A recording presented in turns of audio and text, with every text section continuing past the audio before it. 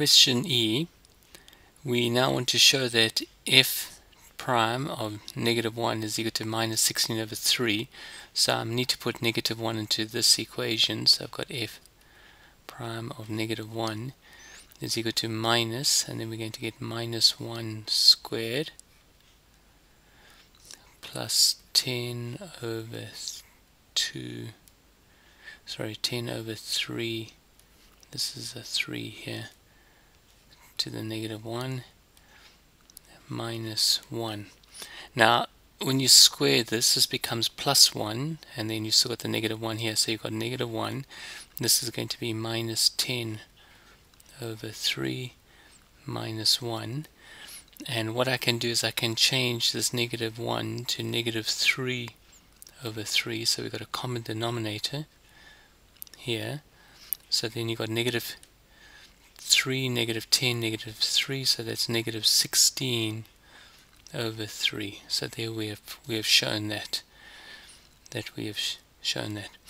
Then explain what f prime of -1 means. Well, when we differentiate this, we find an equation which is going to give us the slope. So this is actually giving us the slope, or a value for the gradient of the curve of the function at -1, x is equal to -1. So it's the gradient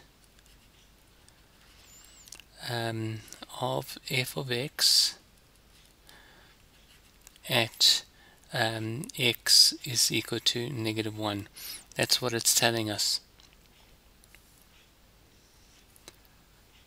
And let me just give myself some room here.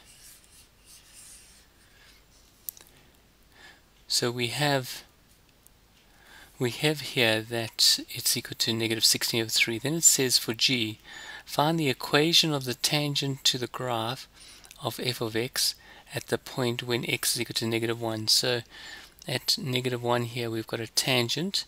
That tangent will have a gradient of -16 over 3, because this over here is the gradient at this point at -1, and a tangent would have the same gradient. So you had to have y is equal to mx plus c.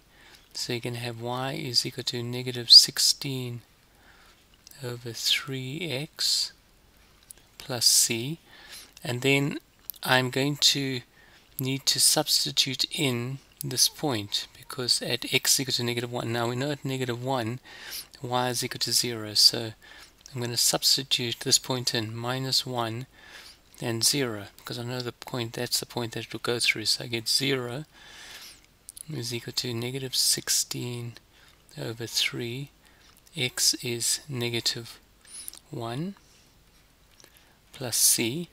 Negative and a negative becomes positive, and I take it over to the side and becomes negative again, so that becomes -16 over 3 is equal to c. So my equation is y is equal to -16 over 3x -16 over 3.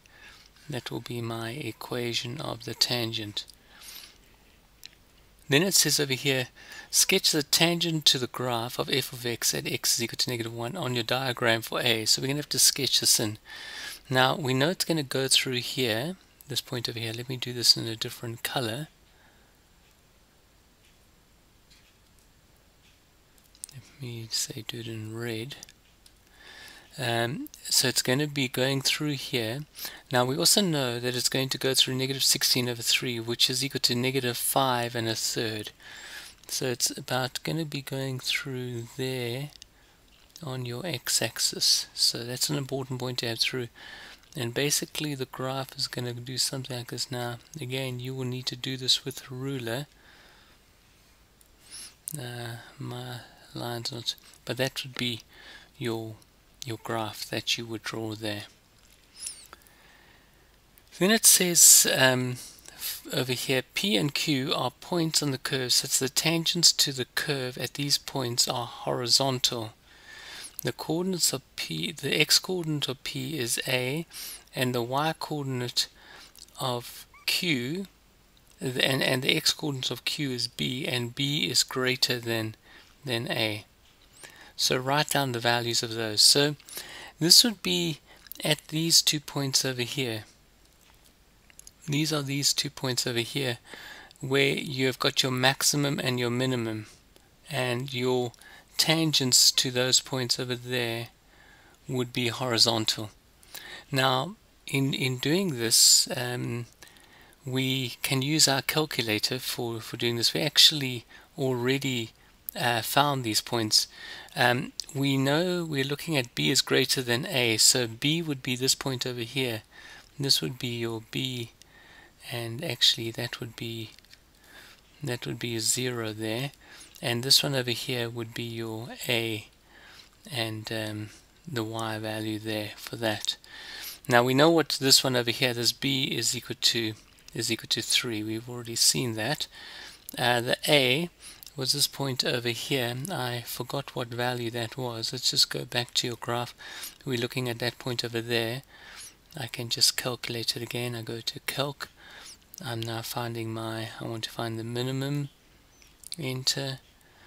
I've got to do the left bound.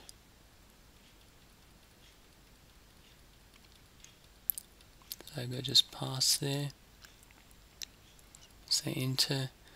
Then I go right bound, and I say enter, and I guess, and I get my x is equal to 0.333. So a is equal to 0.333. I'll do it to 3 significant figures there. And then it says describe the behavior of f of x as a when x is between a and b. So we know that when you're going from there to there in this section, we know that f of x is increasing. So we could just put that f of x is increasing. Okay, so I hope that helps.